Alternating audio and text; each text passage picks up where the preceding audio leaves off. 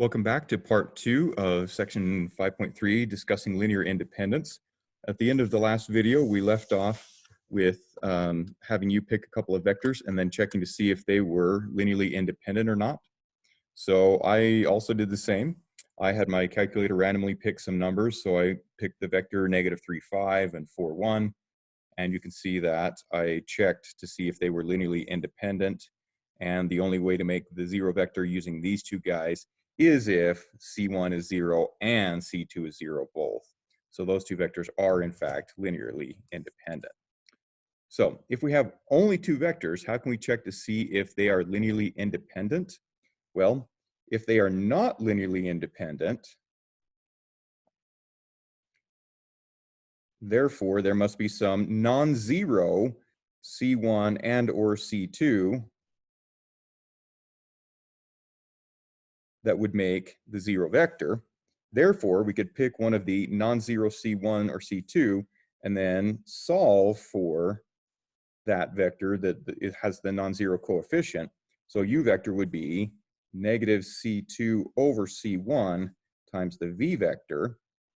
And so you can see that if we have two vectors and only two vectors, they will be linearly independent if and only if they are not scalar multiples of each other.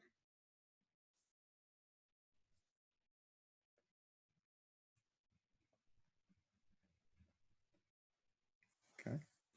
And geometrically, if we have two vectors and they are linearly independent, so if when we had our 1, 1 vector and our 2, 3 vector, you can see that those are linearly independent because they are not scalar multiples of each other, because they are not on the exact same line.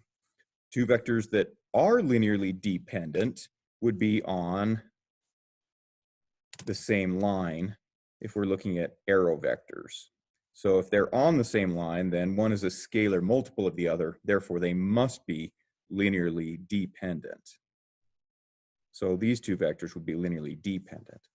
Now, checking if they are scalar multiples of each other only works if you have only two vectors. If you've got three vectors, we have to go and use our definition, and it gets a little bit more complicated, but we can do that. All right, so we've played in two-dimensional space. What about three-dimensional space?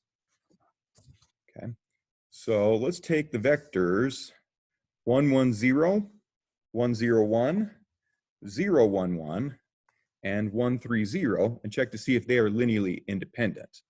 I want you to try that. And so pause the video, and then we'll come back and see what you came up with. Okay, let's see how you did. So I set up using the definition to check for linear independence, okay, which leads us to this matrix, which when we RREF, we find out that we get a parameter because we have three non-zero equations in, four unknowns.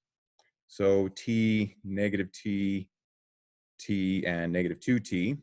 So if we let t equal 1, we can put that into this equation here and find out that this set of vectors is linearly dependent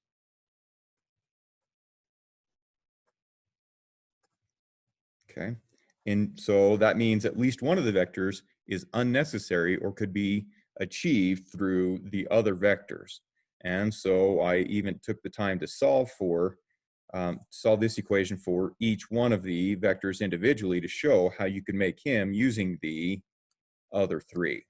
So I could toss out any one of these three vectors and it still would not hurt my coverage of the space I'm trying to cover. Now, let's take a second here and see if you can think of a nice set of vectors that would span all of R3 and be linearly independent. Again, I'm going to let you pause and think about that, and then we'll come back.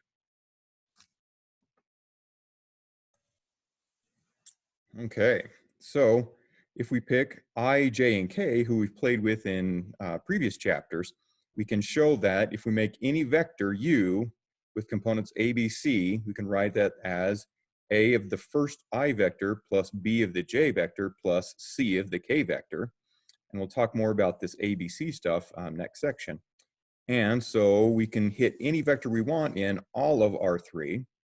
And we can check for linear independence by using our definition, which sets up a system which forces all of the constants to be 0. So yes, they are linearly independent and they must span.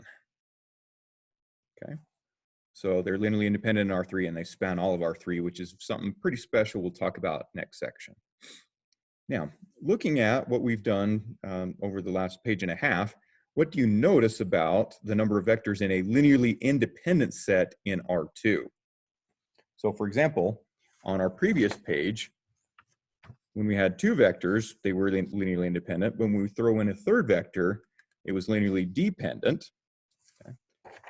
Here we had 4 vectors in R3, and those were linearly dependent.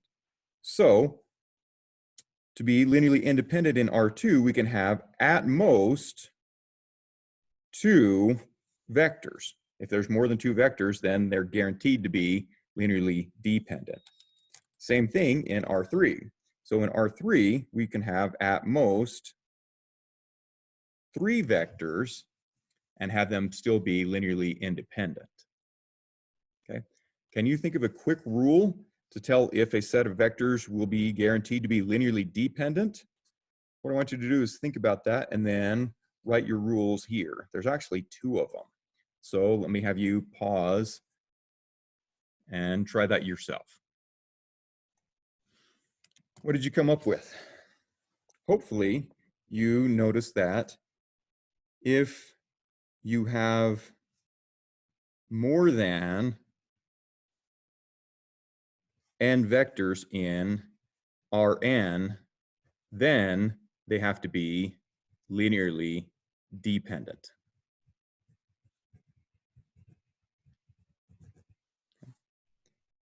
We're able to come up with the second one. The second one is if the set contains the 0 vector, then you must be linearly dependent.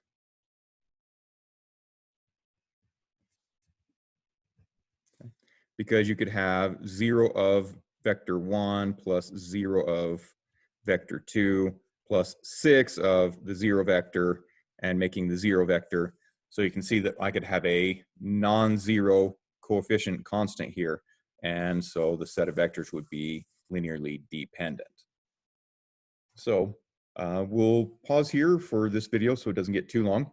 And then when we come back in video 3, we'll talk about vector spaces other than arrows. So we'll talk about P2, polynomials of degree at most 2.